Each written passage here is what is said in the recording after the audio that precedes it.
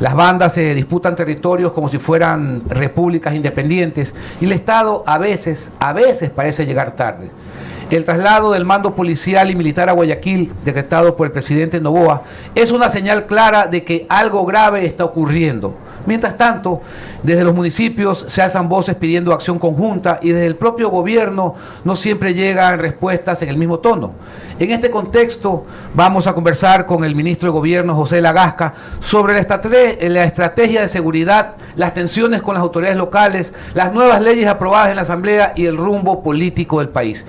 Bienvenido, señor ministro. ¿Qué motivó exactamente la decisión de trasladar el mando policial y militar a Guayaquil? ¿Es una medida de emergencia o parte de una estrategia sostenida? Juan Javier, buenos días. Primero, qué gusto tenerte acá, estar de nuevo contigo. Muchas gracias. Aquí. Me alegra tanto ver tu recuperación, que estés superando esa prueba tan dura. Con fe. Pocho, buen día. Pipo, Carlos, buen día. Ministro, buenos días. A ver, Pipo está bien. A ver, acciones contundentes, Juan Javier. Acciones contundentes. Lo decía esta mañana, ¿no? Facta non verba. Aquí nosotros hemos creído que hay muchas cosas que nosotros decimos en la lucha decimos en esta lucha contra el crimen organizado y muchas acciones que se plantean de la mesa. Proyectos de leyes que ya están, proyectos que ya se han convertido en leyes, pero falta también, y eso viene acompañado de la acción enérgica del gobierno a través de sus fuerzas del orden. El traslado de la comandancia de la jefatura acá y a territorio significa eso, que esté todas las fuerzas replegadas, que estén todas las fuerzas acantonadas en los lugares donde la violencia está siendo más recia, para que las economías criminales y los grupos organizados narcoterroristas sepan que estamos nosotros dando la respuesta a todo. ¿Es una medida temporal? ¿Se evalúa también replicarla en otras provincias de altos índices? Sí, lo que pasa es que apretamos en un lugar y luego se van para otro. Estos son escurridizos. Por eso la importancia de la inteligencia, por eso la importancia de un proyecto, de una ley como la ley de inteligencia, para poder entender, actuar y aplicar la acción de la fuerza donde debe estar, donde se anticipa que va a poder estar, donde se anticipa que van en los movimientos según las acciones que vamos teniendo en el sector, en el territorio, ¿no? Entonces, eso es lo que estamos haciendo, eso es lo que va trayendo resultados, y eso hay que decirlo. Los resultados ya están ocurriendo. El número de muertes violentas está disminuyendo. Esto es algo que no se dice, que quizás no se replica, porque la percepción del ciudadano por los titulares, por lo que vemos, por lo que se escucha, necesariamente trae aparejada esa sensación, esa percepción de inseguridad, pero las cifras nos están diciendo lo contrario. Estamos dando. Señor ministro, ¿qué recursos concretos se están destinando a Guayaquil tras el decreto? ¿Habrán refuerzos presupuestarios o simplemente se distribuyen fuerzas? Se distribuyen fuerzas, pero lógicamente eso supone también logística, ¿no? Eso supone también un fortalecimiento de nuestras fuerzas también en sus capacidades. De hecho, el decreto dice que el Ministerio de Economía tiene que proporcionar todos los recursos. Tiene un fortalecimiento económico, entonces no es que se trate que van sin las balas, ¿no? Entonces, nuestras fuerzas están ahí, estamos sintiendo la presencia en los lugares estratégicos, también en las calles. Siempre vamos a querer que haya un policía en cada esquina por el nivel de inseguridad que sentimos que tenemos, por la reacción de estos grupos, pero la fuerza que está poniendo el Ministerio del Interior, la fuerza que están poniendo nuestras fuerzas del orden, nuestra policía, nuestras fuerzas armadas, definitivamente se está sintiendo, y ojalá que las demás piezas de este sistema, me refiero a la justicia, a la fiscalía, a los jueces, también se pongan la camiseta y trabajen de cara a esto, ¿no? Ministro, buenos días. Está bien que venga la comandancia de la policía hasta el comando conjunto, de acuerdo al decreto ejecutivo. Esa es una señal de que Guayaquil necesita en este momento una atención un poco más intensa. No solo eso, el presidente de la República ha estado aquí 2 semanas. Bueno, ¿no? Y el presidente de la República, eso está bien. En mi cuenta de X y aquí en la radio felicité la semana pasada el accionar del bloque de seguridad, de ir a las guaridas, a las caletas, como se les dice en ámbito criminalístico, de estos delincuentes. Todo eso está bien, ministro. Hay trabajo, se ve trabajo. Es discutible lo de las cifras, porque la inseguridad no solamente debe de reflejarse en tema de muerte, sino también en otras cosas que están pasando, como los secuestros y las vacunas, y eso es indescifrable. O sea, no hay como llevar una estadística, nadie denuncia ya cuando... Ese es el problema, pues. Ese es el problema. Es que si denuncian también vienen las vendetas. O sea, hay que ser justos. Hay mucha cifra negra ahí. Hay cifra negra. Pero, ministro, a mí lo que me preocupa es lo último que usted dijo. Un policía en cada esquina. Nadie pide un policía en cada esquina. La policía está haciendo un buen trabajo en el bloque de seguridad, o sea, los grupos operacionales de la policía están haciendo un buen trabajo. Pero yo sigo quejándome, y no de ahora, no de este gobierno, también en el pasado, el antepasado, etcétera. Y me da la impresión de que es más un tema de idiosincrasia de la policía, de que no hay la suficiente custodia en las calles. No para pararse en cada esquina, pero sí para rotar, que uno como ciudadano vea por todos lados que hay policía. A lo mejor baja un poquito, no baja, pero por lo menos uno también ya tiene la percepción de estar más seguro. Por ejemplo, hoy día vi un reportaje de Coavisa. Pero eso a mí no me parece eficiente, Pocho. No necesariamente es sinónimo de eficiencia. Si no está la policía en la calle, ¿quién nos cuida? ¿Quién los cuida? La policía está donde debe estar. No, donde debe estar es en la calle. Ahí sí, pero no necesariamente en cada esquina. No en cada esquina, pero que estén rotando, que se vea policía en la calle, que se vea bastante. Por ejemplo, mire, temas puntuales. Es que donde no los ves es donde son más eficientes, ya, probablemente. No sé. O sea, probablemente donde tú circulas no hay nueva prosperidad. Ya, está bien, pero... ¿Me explico? Pero también hay que verlos acá en la ciudad, en el centro. Mire el reportaje hoy día de Coavisa. Volvieron a asaltar en la bahía. O sea, ya se sabe que en la bahía hay constantes asaltos. Que vayan incluso agentes civiles, agentes policiales civiles y que los sorprendan a estos delincuentes. Probablemente si no estaban, tenía 5 de esas noticias. Hoy tienes una. Eso es lo que digo con lo que no se ve cuando se va disminuyendo, porque la sensación está, salió una noticia. Por ejemplo, hablamos de los secuestros, es una realidad.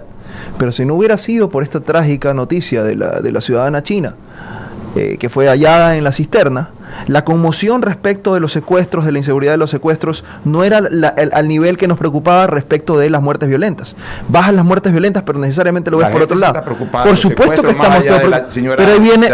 Pero ahí viene la cifra negra. Entonces, ¿cómo tú dices, bueno, sí estamos bajando, no estamos bajando, etcétera? Por eso, Pocho.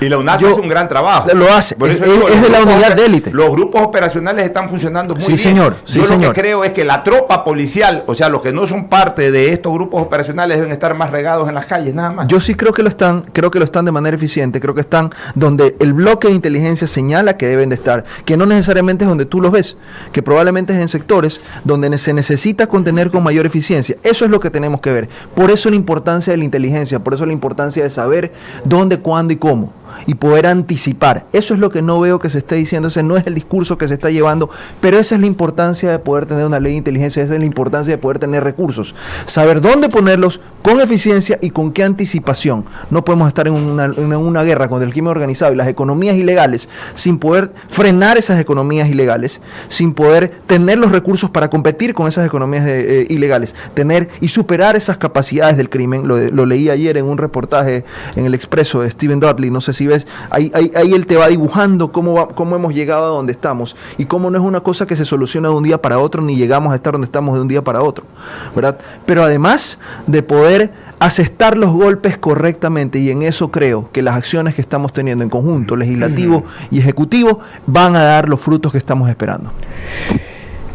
Hablaban de que se bajó la estadística de muertes violentas. ¿Quién maneja esa estadística? ¿Cómo se puede verificar esa estadística? ¿Quién fiscaliza esa estadística para conocimiento de la gente? Esa es información que se cruza, ¿no? Tú tienes ahí el registro civil, la información que es pública respecto de las muertes, y también obviamente lo cotejas con la información que tiene la policía.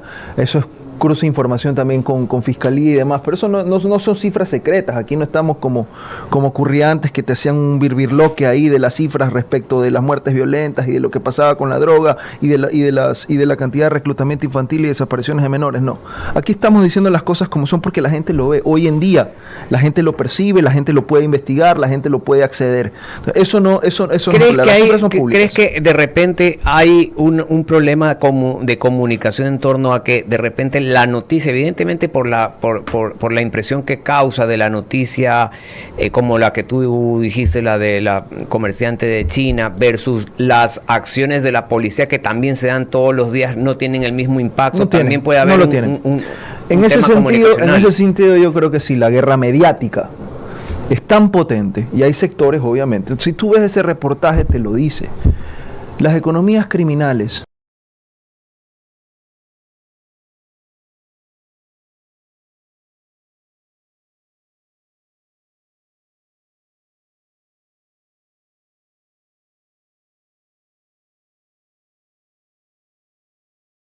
no te leas las economías criminales, no te leas si lo sorprende, no te sorprenda si lo lees. Acceder a la política, acceder a las instituciones, ¿verdad? Entonces tienes grupos de política que están trabajando con las mafias, Las mafias han permeado y están en una suerte de ecosistema donde los unos se protegen a los otros.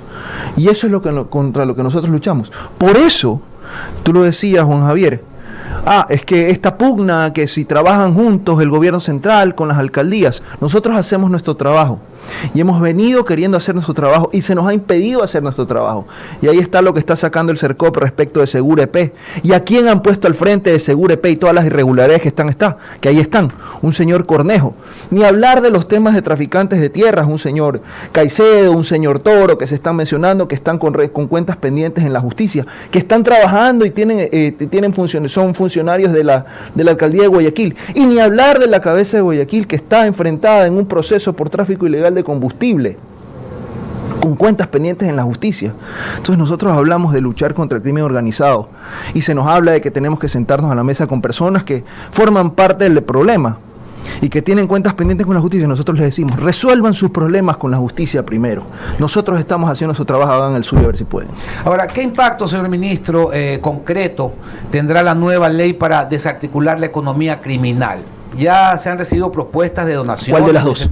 ¿Cuál de las dos leyes? Empecemos por la de solidaridad, la que se le llamó de solidaridad, que tiene facultades para incautar o confiscar bienes y que de inmediato pasen a ser usados del Estado. Por parte de las empresas también. Que tiene ese delito de pertenencia que también poco descrito en su tipificación penal. Tiene varias cosas, pero yendo a la parte de la solidaridad, yendo a la parte económica, es importantísimo, pues, la cantidad de recursos que la empresa privada, que siente que la quieren vacunar o que la vacunan, que ven el riesgo en las calles, que ven cómo el gobierno se faja, que ven cómo las fuerzas públicas están ahí poniendo el pecho, dicen, a ver, yo quiero ayudar a este problema, pero ahora tengo un incentivo tributario para hacerlo, donde yo voy a poder deducir del impuesto a la renta. ¿Qué tengo que hacer?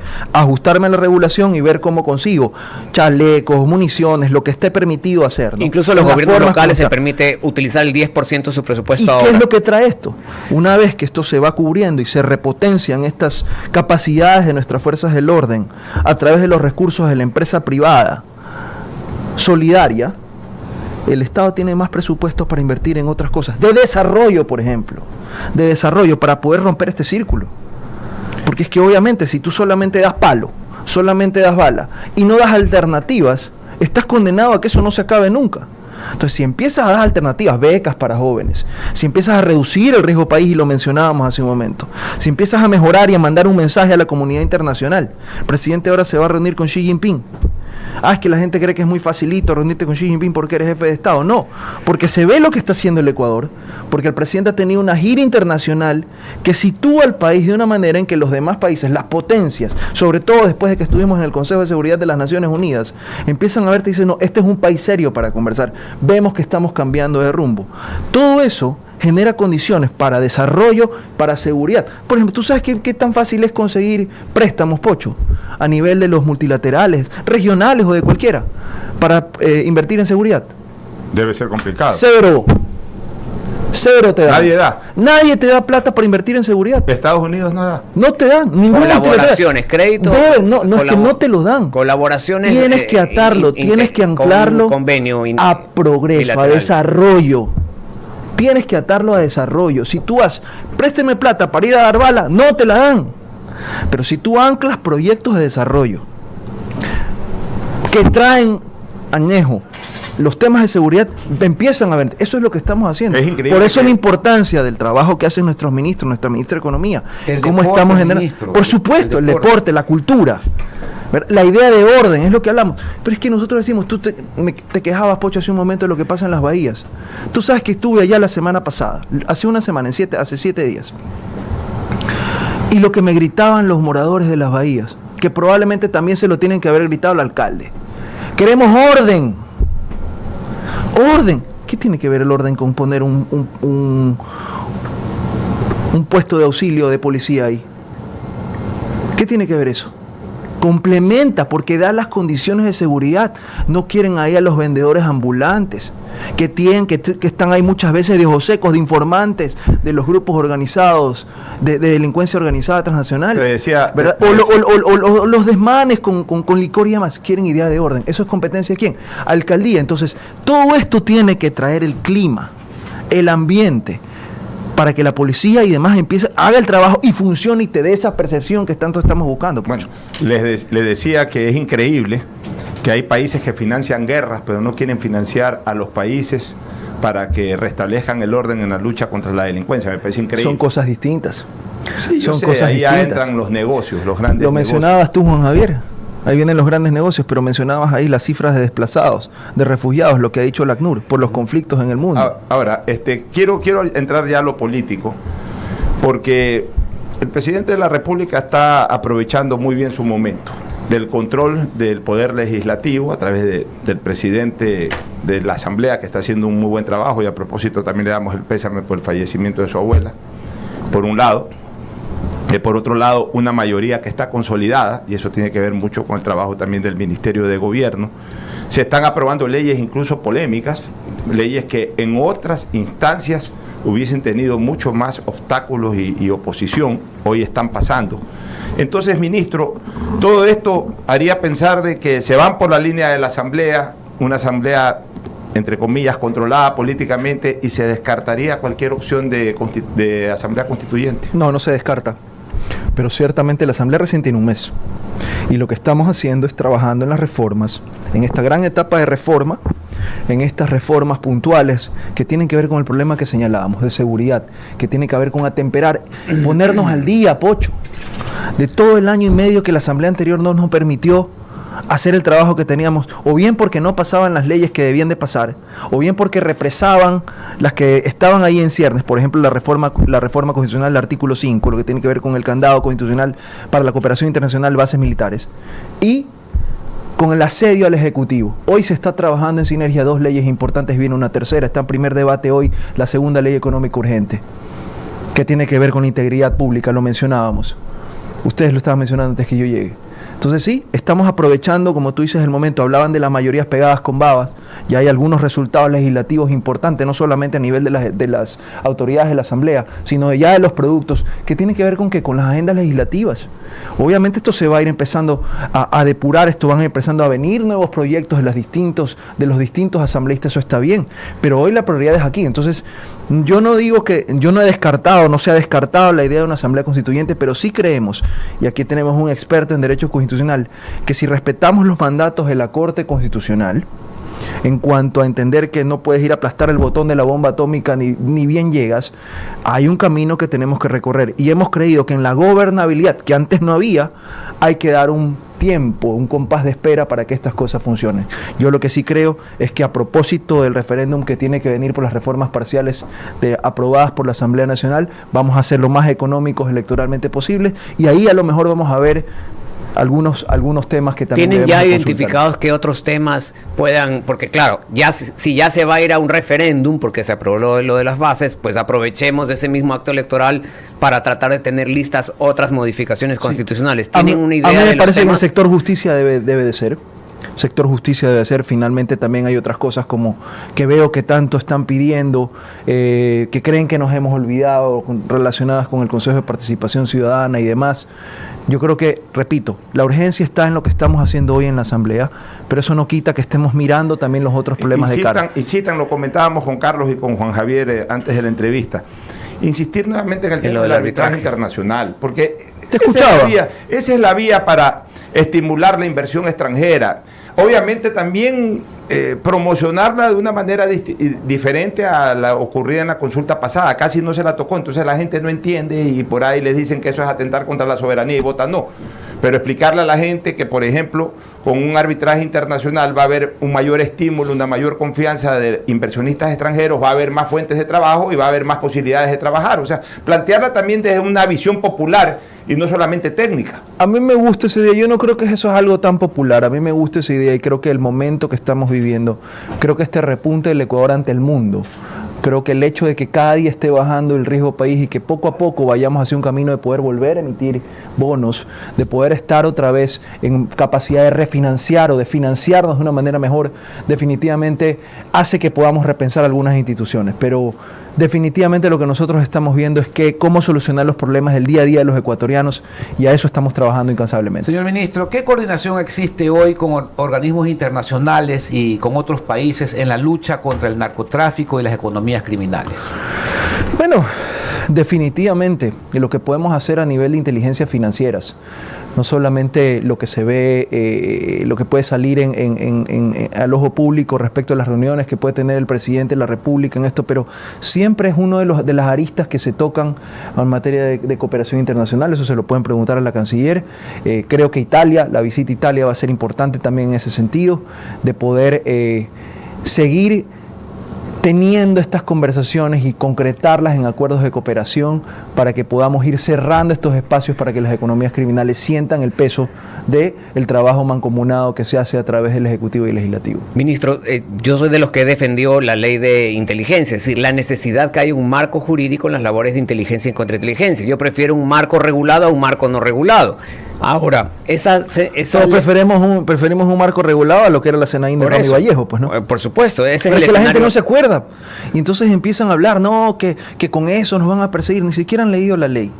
Hoy día, esta mañana, veía un reportaje y a veces preguntan a las personas que obviamente tienen agendas detrás y que les gusta andar viendo fantasmas donde no los hay. Si ustedes leen la ley, se descarta esas preocupaciones que se hablan de que sí, que se van a perseguir a periodistas, que van a obligar a... Yo al menos tengo esa lectura, porque en el artículo, en la disposición general primera, dice en respeto de las garantías y derechos constitucionales. Entonces yo entiendo que no me van a poder requerir información como abogado de secreto profesional, ni de periodista La Fuente, ni al médico. Habla de instituciones públicas, y son estas instituciones públicas. En la disposición general CITER se refiere a personas naturales y jurídicas privadas, pero al final de ese párrafo dice en respeto de los derechos y garantías constitucionales. Sí, Carlos, lo que tú dices de respecto de quiénes se puede pedir información, pero a quiénes les puedes pedir información, porque ya andaban diciendo, no, es que nos van a preguntar a nosotros los periodistas que demos la fuente. No tiene nada que ver eso con la ley de inteligencia. Porque los abogados, por supuesto. No, pues por supuesto que no. Que todo tiene que ejercerse en función de una investigación de seguridad nacional. Claro. Y ese párrafo que te permite pedir información a personas privadas,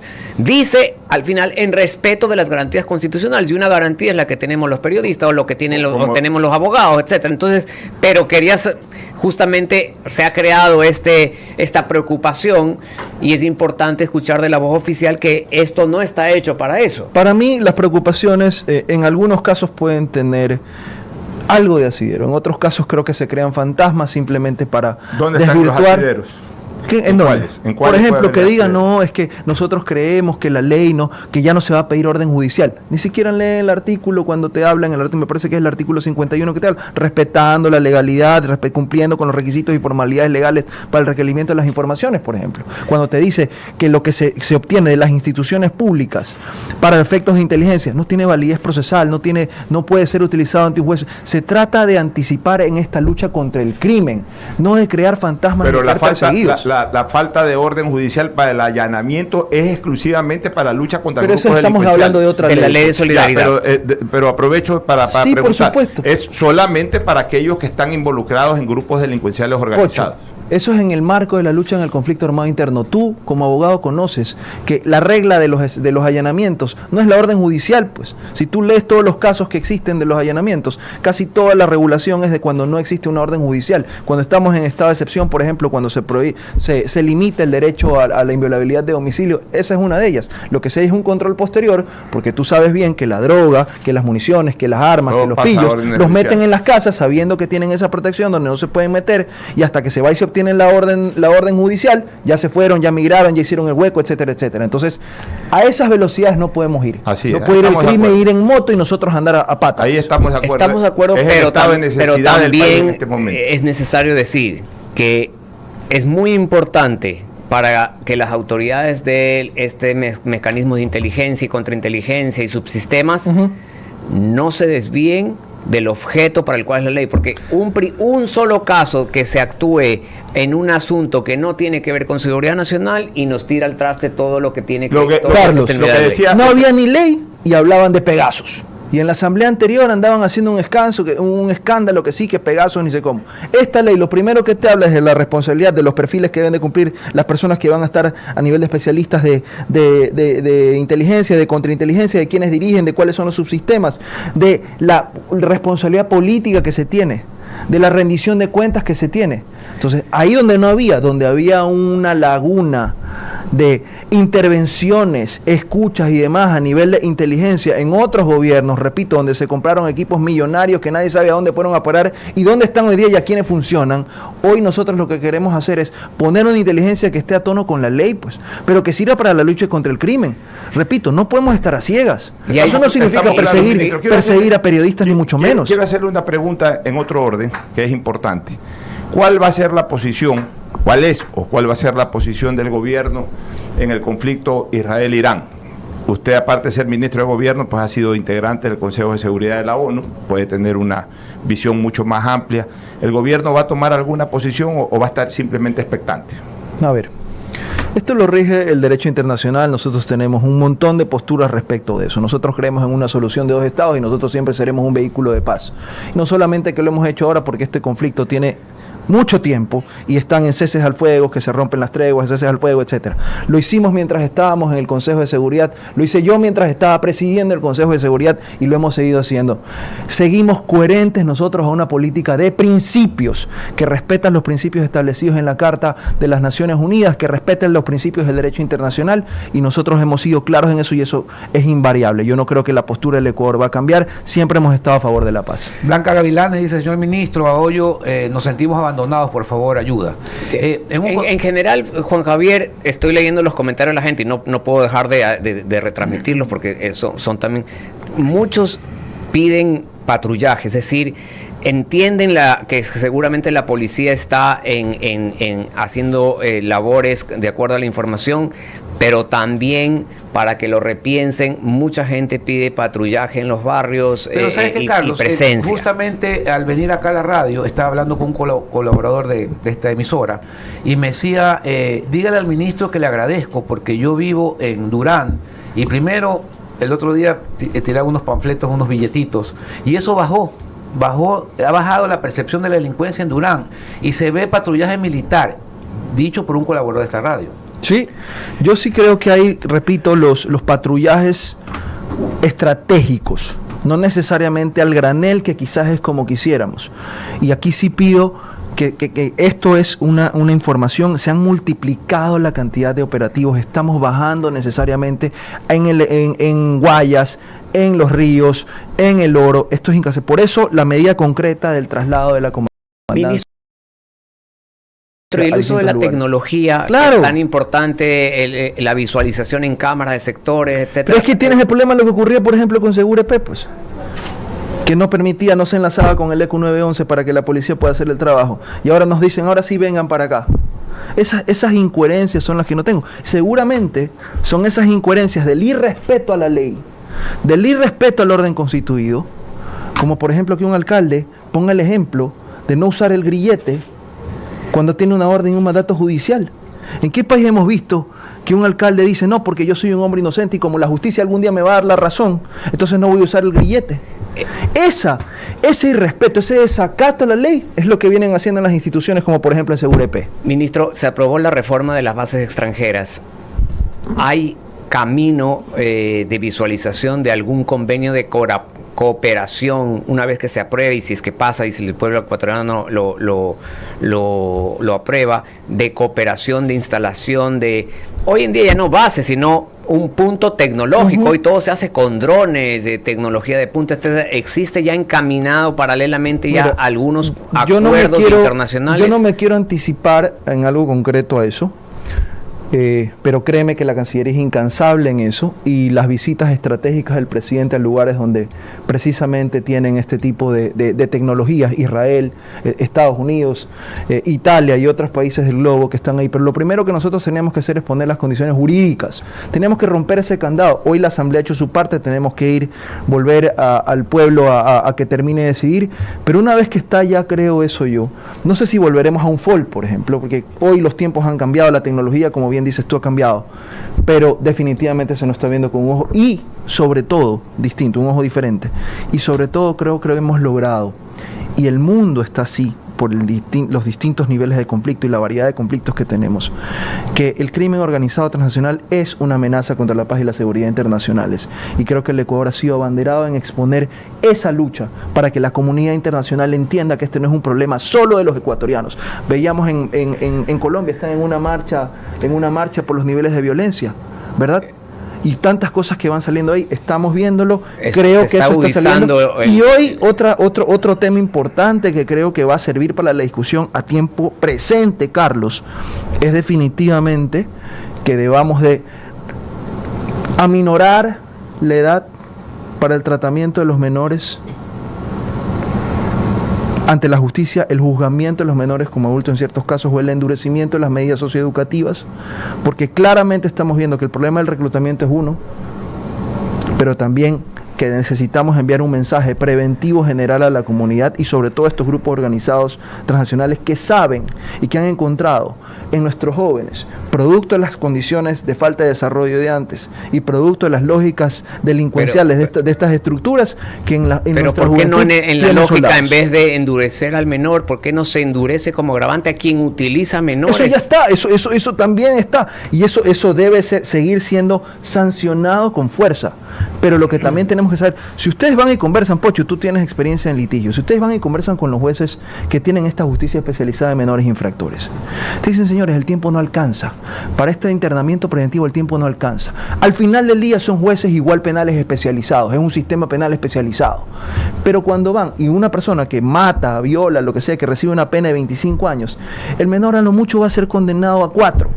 De los 4 no cumple ni siquiera los 4. Sale y regresa otra vez. Regresa lo mismo. Tecnificado. Entonces, necesitamos empezar como ciudadanía a discutir que estas medidas socioeducativas, sin tocar los temas de impunibilidad, sino el tratamiento y el endurecimiento de estas medidas socioeducativas. Por ahí es la salida para lo que dice la algo tenemos que hacer. Ya, es que vimos lo que pasó en Colombia. Es que algo estamos hay que de acuerdo, hacer es un tema a discutir. Y algo tenemos que hacer. Desgraciadamente, un sector de la adolescencia ecuatoriana se está vinculando a los grupos delincuenciales organizados. Y es más, porque uno investiga, uno conversa ahí y termina sacando información. Incluso les ponen a pruebas este tipo de cosas. Anda a ver, mata a fulano, a ver, quiero ver si tienes los arrestos para ir a matar a fulano. Y el pelado coge, yo voy y va y dispara sin ningún tipo de... Carlos, conocemos un caso cercano de un amigo cercano que fue algo así.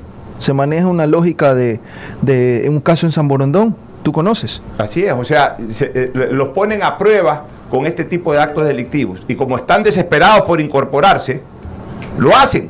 Entonces, sí, son hoy un riesgo. Es un tema complejo y lo sucedido en Colombia, pues, el reclutamiento tiene que ser sancionado y juzgado con máxima rigurosidad y con todo el peso de la ley. Y hacia allá van los cañones.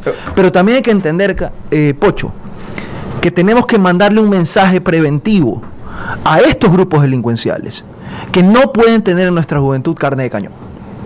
Y ese mensaje lo mandas diciéndole al sistema también, epa, aquí estas medidas donde creen que ellos entran, salen, porque la ley así lo permite, tenemos que cambiarlo.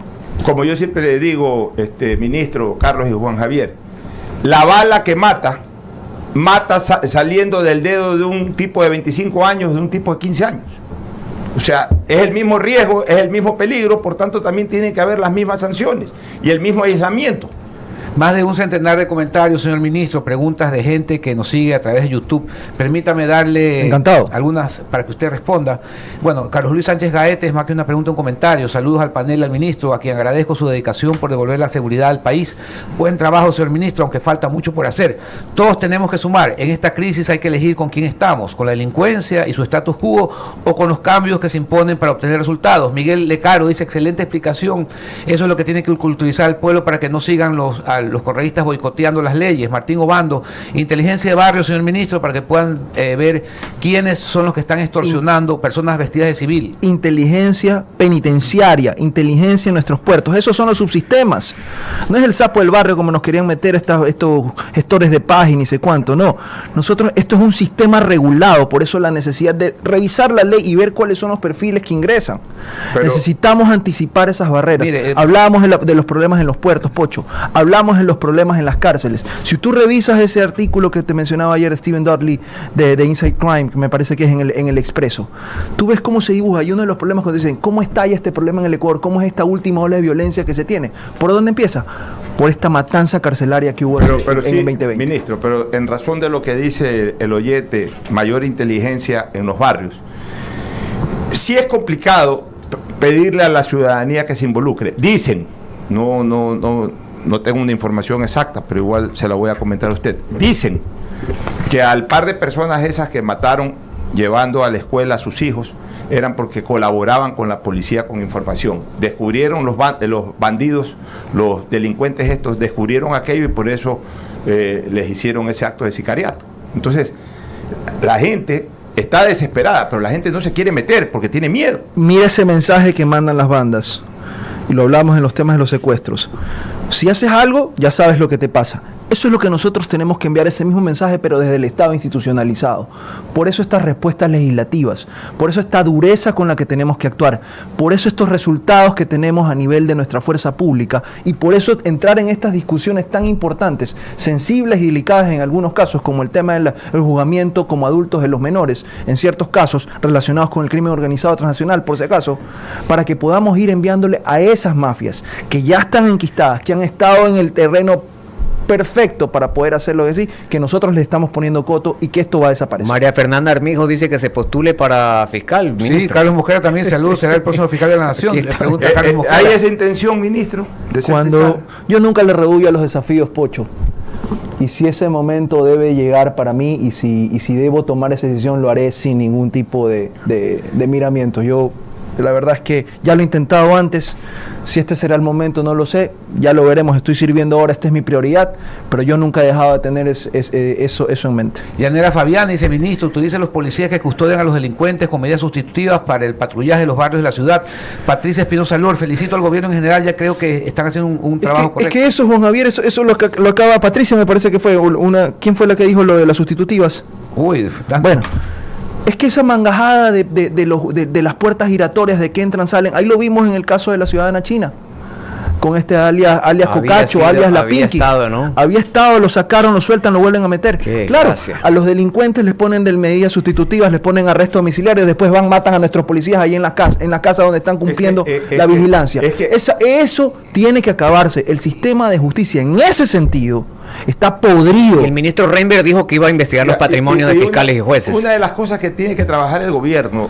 Esa inteligencia financiera. Ministro, una de las cosas que tiene que trabajar el gobierno en coordinación, por ejemplo, con el Ministerio de Vivienda, establecer ciudadelas en donde solamente vivan los policías.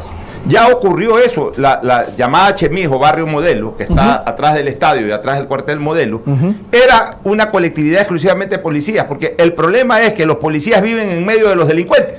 Entonces un policía actúa hasta las 6 de la tarde como policía, pero a las 6:30 está en su casa. ¿Qué pasa ahí? Y ahí lo rodean los delincuentes pero analicemos. Si los policías viven en medio de los delincuentes, el caso del Chemis, como dices tú, ¿qué crees que va a pasar? Es al contrario. ¿La Chemis se sanea o pervierten a los policías? No, es que es al contrario. O sea, la Chemis era un barrio en donde solamente vivían policías. A eso debemos apuntar también, a establecer ciudadelas. Solamente de policías. ¿Por qué? Porque más bien hoy los policías viven en Bastión Popular. Yo lo que sí creo es que esta ley de solidaridad debe servir para mejorar esas condiciones en las que trabajan nuestros policías, en las que viven nuestros policías. Y yo hago votos por eso. Aquí queremos policías en las calles, pero cuando se trata de meter la mano en el bolsillo para darles la vivienda que necesitan, para darle yo no escuché mucha gente que cuando dijo que se les dio el bono hace un par de meses a los policías decían, sí, no está bien, sino que decían clientelismo político. No, señores, es mucho lo que tenemos que hacer. Yo coincido contigo, que mejorar las condiciones de vida. Si esa es una circunstancia o esa es una condición técnica, pues la policía lo debe decir y el bloque de seguridad lo debe decir. Pero definitivamente creo que ahí también aplica inteligencia y también ahí aplica las acciones estratégicas que se deben aplicar, que se deben de tener. En Houston, Texas, Nicolás Puy dice, tremenda entrevista y caliente los temas, adelante Ecuador. Y son temas calientes, pero que son temas de interés nacional y que se lo está afrontando. También léame los mensajes negativos que deben seguramente la gente que debe decir. Dispárele dos. Sé que hay cerca de 200 mensajes, señor ministro. O sea, los negativos casi todos se refieren a la falta de patrullaje, las vacunas. Pues no es que son negativos, son clamores de la gente. Sí, claro. Son clamores de la gente. Sí, claro. O sea, Bueno, por ejemplo, Emilio Franco dice: saludos, señores. Sugiero que el presidente debe aplicar lo que el gobierno de Singapur hace más de 60 años aplicó, ley Kuan Yew. Ya deben darle de baja a todos esos y cambiar radicalmente el país. Ocho, nosotros estamos actuando en el marco del derecho. Por eso estas leyes, nosotros entramos en un derecho penal de segunda velocidad. Necesitamos anticipar la barrera punitiva, necesitamos entrar con fuerza, necesitamos que nuestros jueces y nuestros fiscales definitivamente se pongan al mano en la lucha. Estaba en el Oro el otro día, me tomé una foto con un ciudadano y me dice: ministro, mátenlos a todos. O sea, cuando tú llegas a un nivel donde la ciudadanía te pide una respuesta como esa, porque definitivamente están cabreados, sí, necesitan asustados, soluciones lentas, pero al mismo tiempo te dicen todo el respaldo. Ya, pero en entonces, ese nosotros sentido, actuamos no así, pero sí con mano firme. Pero a ver, se ha reformado la ley. La verdad es que son 2, 3 leyes parecidas que tienen cosas similares. Lo de la ley del indulto diferido. No sé si es en la ley de solidaridad o en la segunda ley. Solidaridad. Ya, bueno. El indulto diferido, que yo le hubiese llamado más bien a esa norma de inmunidad procesal después de la investigación previa. Porque para darle la facultad al presidente, si es una persona que ha actuado como el policía Olmedo en Riobamba, sí, claro, que actuó en el marco de defender a la colectividad de un delincuente, no importa si le metió 4 balazos o un solo balazo. Tuvo que mamarse todo el proceso y toda esa preocupación. En ese momento que se aplique la inmunidad procesal, o sea, no puede ser procesado. Porque igual lo del indulto diferido es que se le perdona la pena, pero va a ser procesado. Pero ahí tienes un problema, Pocho, y ahí riñe con el derecho a la verdad. Entonces, desde el marco jurídico tú no puedes necesariamente inclinar una balanza para un lado en el que se preste para falsos positivos y para un montón de cosas. Lo que se ha hecho y la lógica detrás del indulto con efecto diferido es que el policía siente el respaldo del gobierno, que el policía, la fuerza pública, siente el respaldo legal, normativo para actuar sin miedo, para actuar en el marco de la ley, y si es que en el marco de la ley, en el conflicto armado interno, le mete 4 plomazos a un delincuente y se muere, sabe que tiene un gobierno detrás que lo va a respaldar. Ese es el mensaje que tenemos que ver en nuestra fuerza pública. Lo importante es que con estas reformas, el policía no espere el primer balazo. No, pues alto policía no, pues. Si la circunstancia está plomo vivo, así debe de ser. Así estamos viendo que está el nivel de recrudecimiento. Ellos no están esperando con vienen avisos, sino que disparan con fusiles, pues. Ya, por eso, pero el policía cuando finalmente has abatido un delincuente y va a la prensa a entrevistarlo, comienza a dar explicaciones, no, es que disparó primero, o sea... El policía en el fondo, en su subconsciente, sabe de que puede meterse en un problema por este tema. Hoy sienten el respaldo. Nosotros, como ejecutivos, los estamos mandando a las calles a que libren esta lucha que otros gobiernos no quisieron librar y que nosotros sí lo estamos haciendo. Nosotros, desde lo jurídico, desde lo político, les estamos dando todo ese respaldo. Y ahí está la respuesta de la Asamblea con ese artículo que permite decirle a nuestros policías, ¿sabes qué? Si usted cumple en el deber, usted cumple su deber en el ejercicio de este conflicto armado interno, usted ejecuta esa orden y usted tiene el derecho detrás, usted va a estar protegido y usted no va a tener que padecer este camino que sí lo padeció, por ejemplo, el policía Olmedo. Ecuador vive con angustia, pero también con esperanza. La ciudadanía no exige milagros, pero exige resultados. El Estado no puede ceder un centímetro más frente al crimen organizado. Y en esta batalla, la coordinación, la firmeza y la voluntad política no son opcionales, son indispensables. Que el traslado del mando a Guayaquil no sea solo un gesto simbólico, sino el punto de quiebre en una estrategia que hasta ahora parece ir siempre un paso atrás. Gracias por su tiempo, señor ministro. Gracias, Juan Javier, gracias, Pocho. Un saludo a todos y el mensaje positivo. Vamos, que esta guerra la vamos a ganar. Un breve corte y regresamos con más.